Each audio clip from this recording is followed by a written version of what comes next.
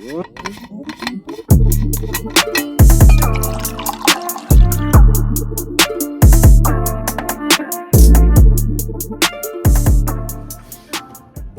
dias. Hey guys, we are back Go for to Puerto Rico for a weekend, and I feel like yeah, I think I speak fluent Spanish. I know 6 words. yeah. Okay, so we are back with another installment of what is McKenzie kind of stuff. Last week we talked about 2 really important concepts in McKenzie. One is called directional preference, which is essentially the direction in which you move a joint repetitively that produces good results, positive results. And one of the other factors that goes into that and how you decide the direction of preference is a phenomenon called centralization and peripheralization. Centralization is when the symptoms are moving towards the spine, centralizing, that's good. Symptoms that move away from the spine, that's peripheralizing, that's bad. So when we're doing the exam, we're actually trying to find the direction of preference, because that's going to be essentially the most effective exercise for that patient.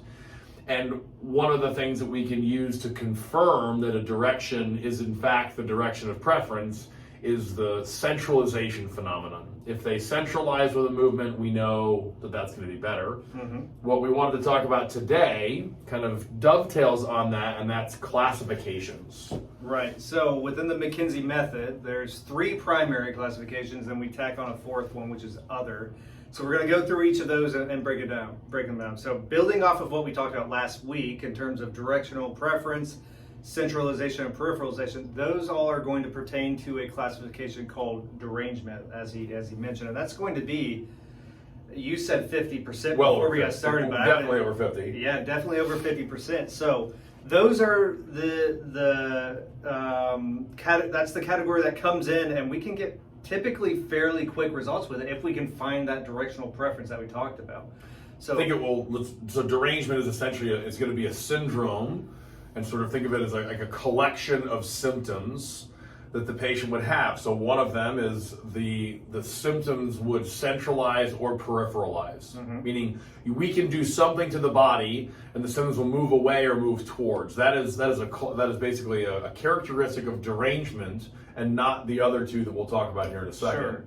And the way that I typically explain derangement to a patient is, an overarching way to explain is that it's basically dysfunction at the joint. And I use dysfunction lightly because that's actually another category. It's a terrible word to use. But when we You'll understand that in a second. When we explain derangement, it could be, we typically use the disc as our explanation, but in all reality, it could be a number of structures that are at fault when it comes to derangement. You can never know for sure what exact tissue is causing the problem. Right, and we don't necessarily care if we can find a directional preference and centralize the complaint. It doesn't really matter. So do you have anything to add on derangement? I mean, there's other characteristics that they would have. A broad change in range of motion, fast changing symptoms. So this is all great. So it's wonderful that that's the most common of the classifications, because that's also the one that is the easiest to sort of change in most cases, or is able to at least change quickly.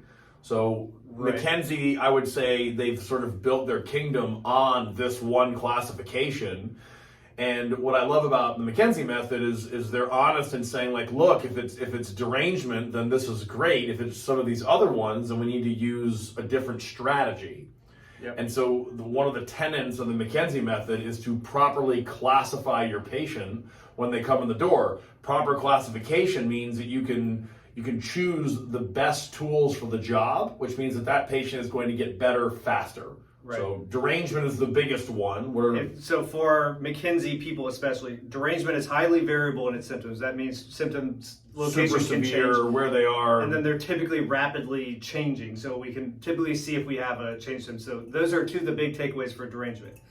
To transition into the next one, which is dysfunction, which I kind of use to describe derangement, but dysfunction is morphological change in tissue. So the tissue itself has actually changed. So your tendinopathies, that would be a great example of a dysfunction. You might have dysfunction in your elbow. That I may have a dysfunctional elbow. Separate.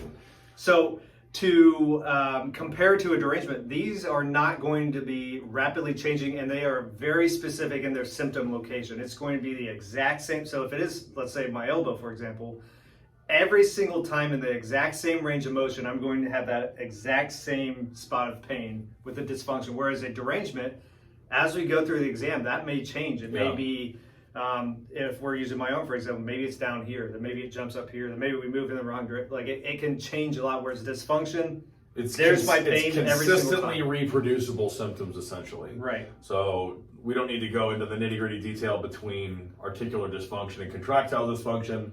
But you just want to think of it as like dysfunction is going to be actual tissue change, structural change to the tissue, and that's going to be consistently reproducible. Okay, so that might be an end range in the case of articular dysfunction, or mid-range when the musculotendinous junction is sort of loaded. Now, the not so fun part about dysfunctions is this is not a quick fix for the most part. Like we said, it's a structural change to the tissue, so it's going to take time. If it took time to get into that position, okay, well, it's going to take time to get out of it. So this is weeks or months of repetitive motion to try to remodel that tissue. Now, that doesn't mean you need to come see us 3 times a week throughout that process. It could be something that we send you home with. We check in a couple weeks to just check on the status of that dysfunction. Yeah, there's things that we can do in the beginning to sort of speed up the process. There's oftentimes other factors, sensitivity in the area. There might be an overlaying derangement that's sort of also contributing to the area. So there's definitely things that we can do in the treatment process. But when patients truly have dysfunction, I actually find it comforting to know as a clinician that I'm able to tell the patients, like, look, this is going to take, a couple weeks, go home and do these exercises. We'll sort of check back in once we've got things cleared up. And then they have to just stay on that because we're looking to create tissue adaptation. So tissue remodeling. It's not just a matter of reducing sensitivity in the brain or reducing the derangement. It's actually, we need that tissue to remodel itself so as it's not producing pain with whatever movement the patient walks in the door with. Exactly. So moving on to the third category, we'll make this one short and sweet because it's a pretty straightforward thing. So do you have pain? Totally. Sit up. Do you have pain? Nope. Okay, so that's postural syndrome. So then the new one is basically this, looking at your phone. Right. So we basically, if one of these walked in the door, like it'd be a home run case for us, hopefully, is that we just tell them, well, sit up straight, and then pain is abolished. And then we give the greatest clinical advice ever: don't do that. Yeah. Right? Don't do this. So then that's postural that's the postural classification. That's the entire thing right there. Yeah, they have no other findings. Their active range of motion, their passive range of motion is all totally normal and symmetrical and pain-free. There's no neurological findings. The only way that you can produce your symptoms with prolonged sitting, basically in bad posture. That could be low back pain. That could also be sort of neck and upper back pain. And then you basically just correct the posture there a little bit, and they're fine. Yep. Now, we'll talk about this next week, but when I have to treat these, I'm actually mixing in some other therapies that we'll get into next week. But that one is pretty quick and dirty in terms of what we're doing, and a lot of the onus is actually on the patient for holding the position. What I find difficult with this one is that a lot of those patients are going to fall into that sort of 14, 15, 16-year-old patients. Their motivation and their understanding of the importance of doing exercise is a little bit lacking in some cases. So motivating them to sort of stay on that is a little bit challenging. Right. So those are the 3 main classifications. We got a minute and a half here. So there's one other typically that McKinsey says exists, and that's the other classification. So that could be anything. It's a broad bucket. Right. So, and this is why people in McKinsey say, hey, no matter what, we're going to have an answer for you. Whether or not it's something that McKinsey's going to help with or not, we're going to classify you one way or the other. So they kind of, they hedge their bet with that. But other could be a number of things. It could be cancerous things that aren't red flags. Red flag stuff. Yeah. Stenotic patients typically fall under that category. Not that saying that we can't help those, but this is where I think infection. Yep, this is where I think what we do at CCRC or like-minded physicians can really help that other category because we have some of these other tools in our toolbox. So yeah, and we'll get into that in detail. That's what next week's video is going to focus on. But really, to kind of bring it all to head here, when somebody walks in the door, it's very, very important that we classify the patient accurately so that we can give them the right exercise and we have the correct expectations for the time course of the rehab process,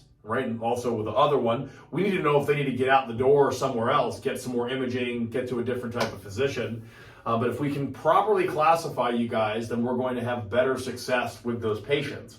Once they're in that area, then we can sort of use the right tool for the job to hopefully get the best, longest lasting, fastest results. Exactly. Okay, 5 seconds left. Hope you guys have a good rest of your week. Thanks for tuning in. We'll see you next week. Don't be a Richard.